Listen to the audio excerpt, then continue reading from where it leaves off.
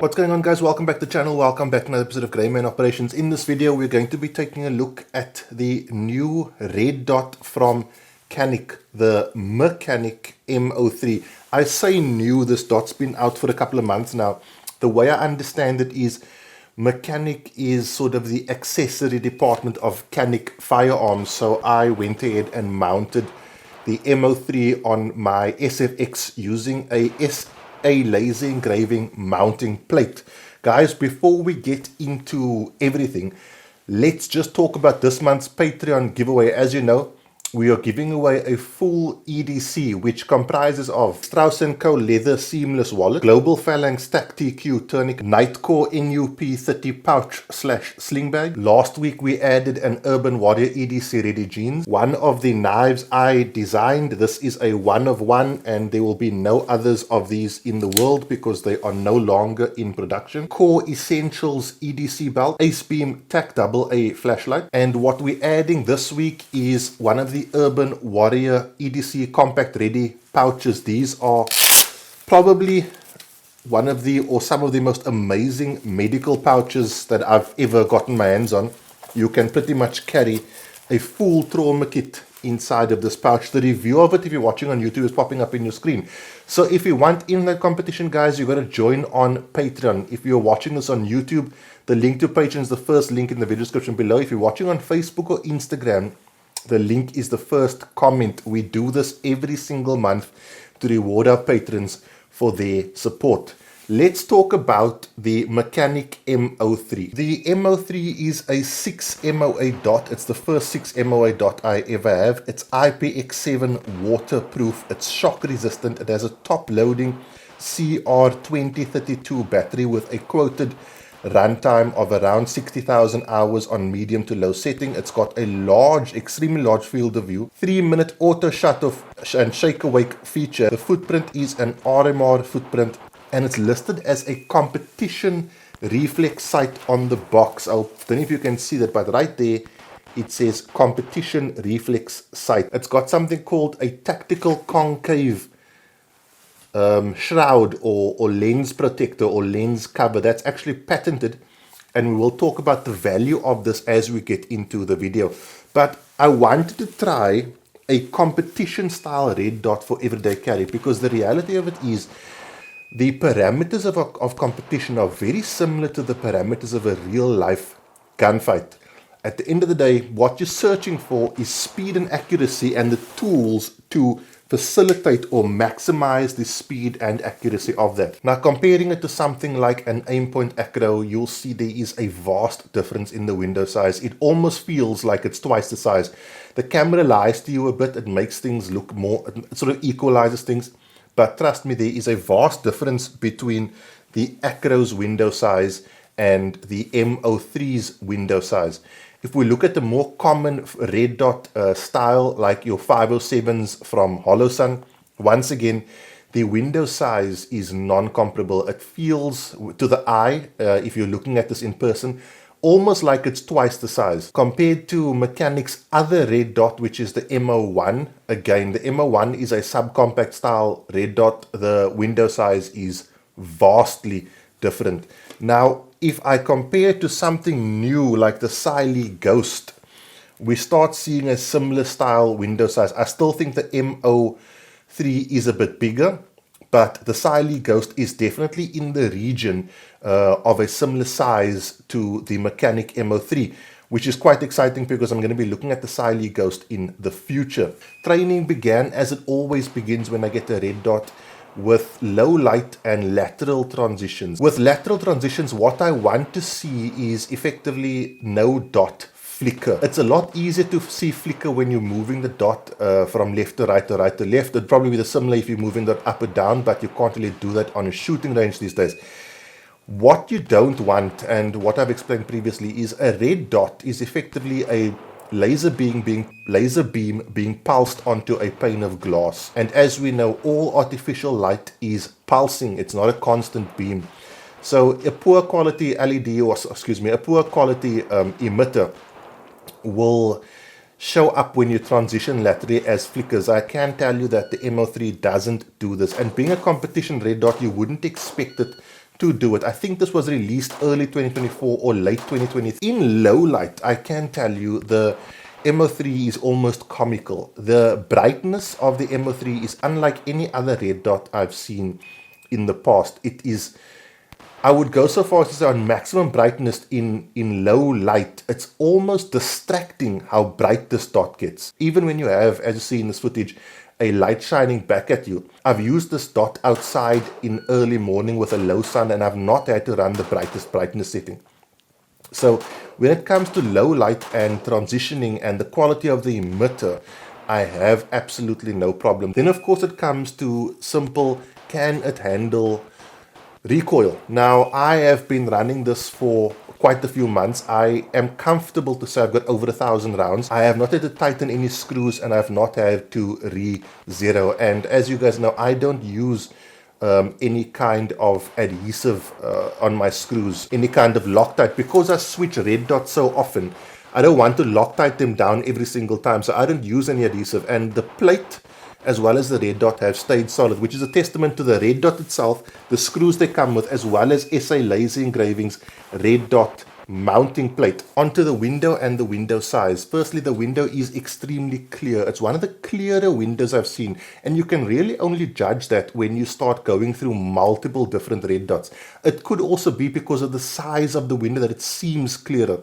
The M03 has, by red dot standards, quite an enormous window. The purpose of this is obviously for competition, so you have the biggest possible aperture with which to get the sight picture. It almost feels, and this isn't true, but it almost feels sometimes like under recoil, the window is so big that the dot doesn't leave the window. And at the end of the day, you can only shoot as fast as your sight picture.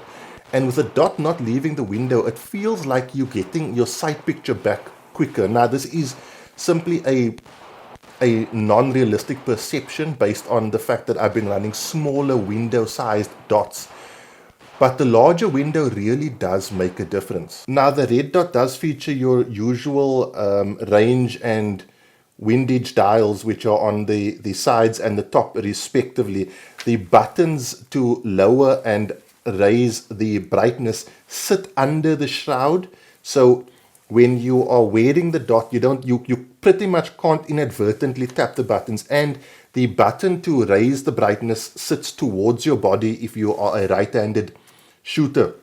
So you will more than likely increase the brightness and you will decrease the brightness, but I haven't had an experience where the brightness changed, like I said, because the buttons sit underneath the optic shroud, which bulges outwards. Now, the tactical concave, which is the angle of the front of the shroud, is there to allow you to rack the slide one-handedly, either off a surface or off a body part or off something you are wearing. That brings us on to durability.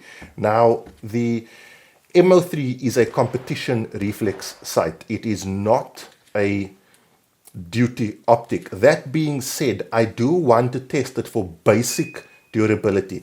Obviously, the first function is to ensure it handles recoil, which it does comfortably. The second is one-handed manipulation. Now, whether you're racking the slide off a wall, off a surface, or off your belt, I can tell you that that tactical concave really does make it grippy, to the point where even racking it off your belt, it's sort of, you can't feel it. I can't show it, but you can feel it hooking onto the surface or the corner edge of your belt. So I do appreciate that forward thinking from the guys at Canik. Guys, I'm comfortable to say that this red dot will not survive a drop test. I want to continue testing it. I want to get to a few thousand more rounds through this. And I do apologize that it's taken so long. Please remember, I buy my ammo retail. So the amount of money you spend on 1,000 rounds is the same amount of money I spend on 1,000 rounds. So this does have to happen over time. Now, it won't survive a drop test. I know enough about red dots to know that this shape more than likely is not going to survive a drop test. That's something you're going to have to weigh up, whether or not it's something that matters to you. I can tell you for the greater market of red dots, drop tests don't matter. The Trigicon SRO won't survive a drop test. EOTech E-Flex won't survive a drop test. The old Sig Romeo ones, Delta Point Pros, they won't survive drop tests. So the measure of a red dot should not be whether or not it can survive a drop test, unless it says it can survive a drop test. On the box, it tells you this is a competition reflex sight, and when running a competition sight, you always have that offset between this massive window which you want and rugged survivability. Talking about on the box, let's talk about what you get in the box. M03 user manual, Mecanik adjustment tool, top loading battery removal tool, microfiber cloth, CR2032 battery, mounting screws, a rubber protective cover, and the Mecanik M03 Red Dot. Now guys, another thing I want to talk to you about is that 6 MOA Red Dot. I'm a big believer in smaller is better. This is my first 6 MOA Red Dot. Prior to this, the largest I'd gone was 3.5 and the smallest I've gone was 2 MOA.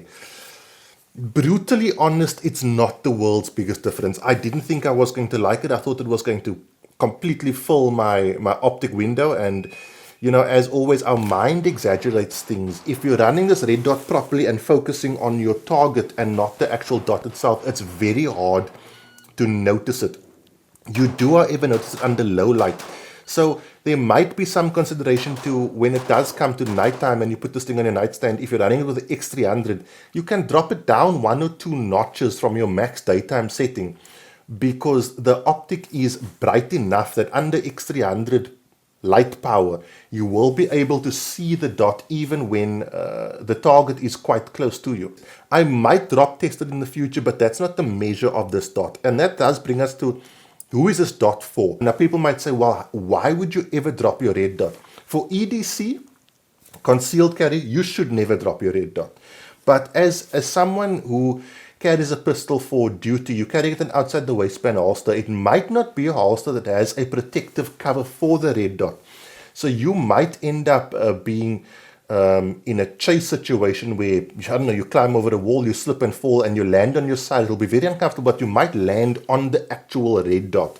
And that's why for duty, I always recommend closed emitter optics, because they are the most reliable and the strongest, but there is that offset. For EDC, I really like this red dot because it does give me a huge advantage over smaller red dots, simply because of that window. That's why guys who run in competitions run bigger windows. There is an advantage to be gained. If you are someone like myself who wants to get into competition but also EDC, this is a really, really good option, because you're paying for one red dot but getting a dot that can do 2 things. The Mecanik M03, I like it. I'm going to continue testing it. I see no reason why this is not an EDC'able red dot. There are many advantages. It's a super clear window, super bright dot. If you have eye problems, this is the dot for you.